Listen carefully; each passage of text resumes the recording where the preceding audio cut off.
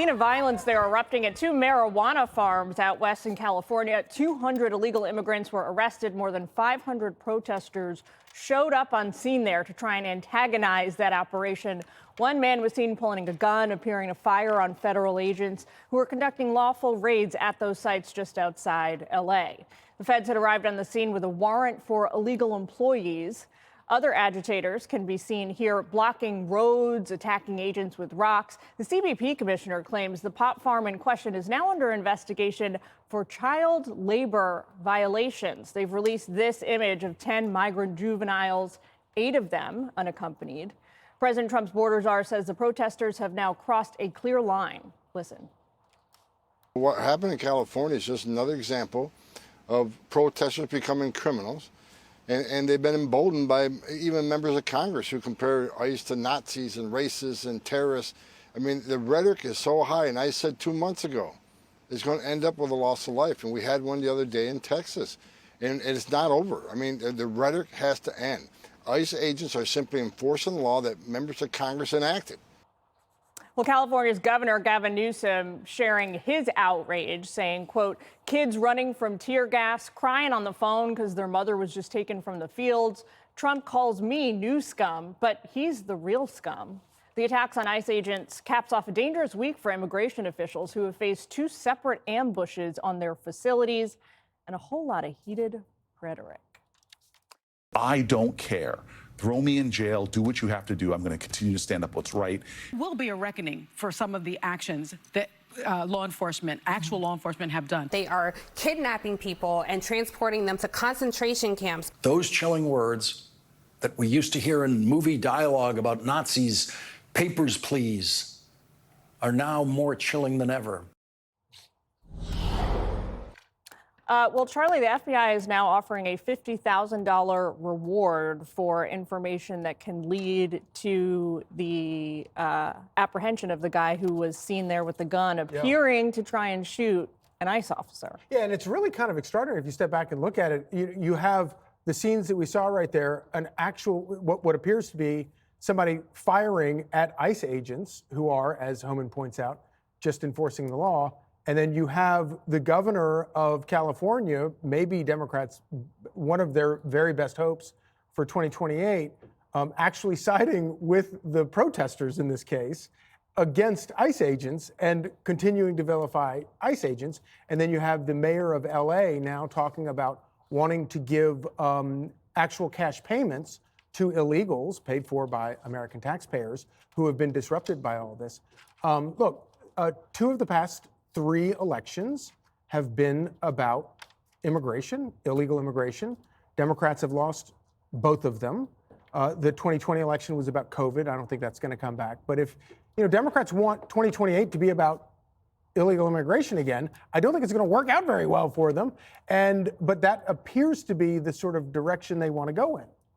Well, so to take it from there, Jessica, I've heard a lot of people say today, pushing back, that when it comes to illegal immigration in the next election cycle, 320,000 children is the figure that I've heard floated that went missing during the Biden administration, that being children who crossed the border illegally, either unaccompanied or with family members, and then remain somehow unaccounted for today.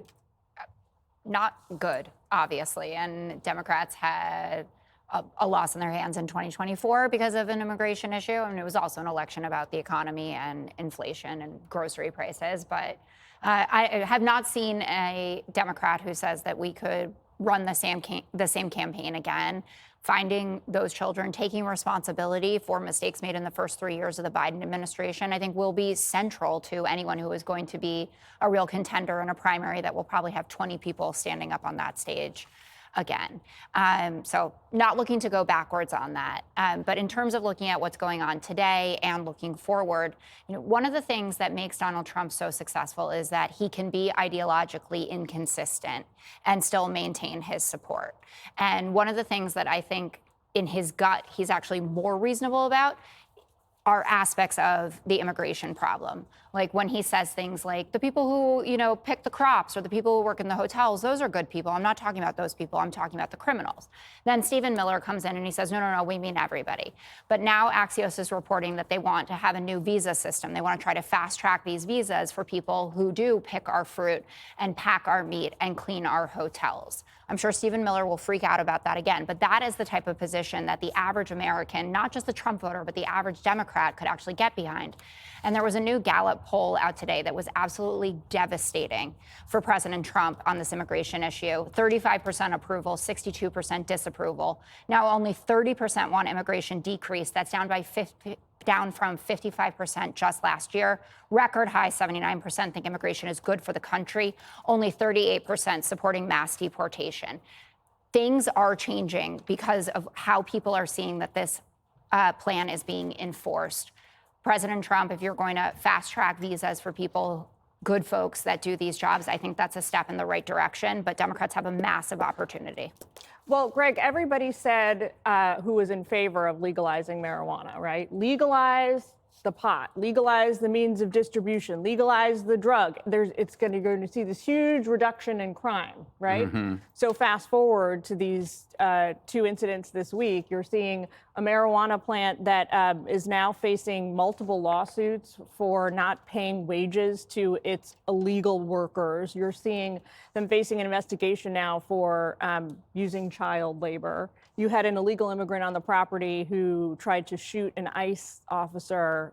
It's not looking good. Oh, come on. These are just like hard-working people, probably honor students. They probably do a lot of volunteer work. Imagine watching Jaws and rooting for the shark. Imagine watching Night of the Living Dead and rooting for the zombies. Imagine watching Fox and Friends and rooting for Killmead. For some reason, the modern Democrat, the modern progressive, picks the wrong side in every contest. And then they hide behind this shield of false compassion so that they can claim that they're on the right side. We're just protecting the juveniles. No, you're embracing child labor. That's what Gavin Newsom just did. Just like they embraced, a wife beater, the Maryland dad, gang members. Oh, they're not really there. The twisted men invading women's safe spaces. Oh, no. They're an oppressed group.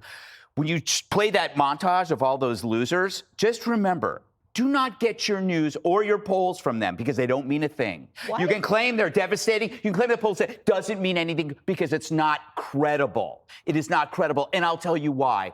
The legacy media claimed migrant gangs taking over apartments in Aurora, Colorado. Didn't happen. Now they had to walk it back. The Times did a whole piece on how, my God, Tren de Aragua was in these apartment buildings and they were terrorizing downtown Aurora. Of course, there's the myth building of the Maryland dad, right? Oh, no. He's such an innocent man. And then you find out he's a wife beater. He's a human trafficker. Then do not forget the accusations of border agents that they were whipping Haitians. What happened to that story? Never got an apology for that. So this will always play out in the same way.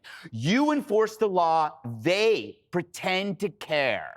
But they always choose the side that is breaking the law because they see the system as oppressed. That is the filter that they use in every case. The party, the Democratic Party, you were mentioning, are they going to change? Can they change? No. They're like a therapy patient who claims they want to change, who claims they want to get better, as long as they can still do meth. So they assume, I could solve all my problems, but without addressing the source of the problems. In this case, their meth is this identity that they've culled from being, I would say from the campuses, that everything that works in America has to be part of an oppressive system that needs to be dismantled, whether it's law enforcement or the border, whatever you want. Kennedy, hey. I saved the best for last for you. Take a listen to LA's mayor talking about illegal immigration, her new plans for her city. We also are going to have a reinstitution of the Angelino card, something that Mayor Garcetti started during COVID that will actually provide cash assistance to people. Because, you have people who don't want to leave their homes, who are not going to work, and they are in need of cash. So to be clear, she's talking there about folks who are in LA illegally. Yes. So because the government is no longer providing funding, she's now going to raise it elsewhere to make sure that people continue that to receive this it. unfortunately is the natural conclusion of a sanctuary state and a sanctuary city. This is what they've invited. They want people to come into the state. They want people to come into the city because they work for cheap. Los Angeles and California both have massive budget deficits. And this has been the entire idea. I mean, this is what the economy rests upon.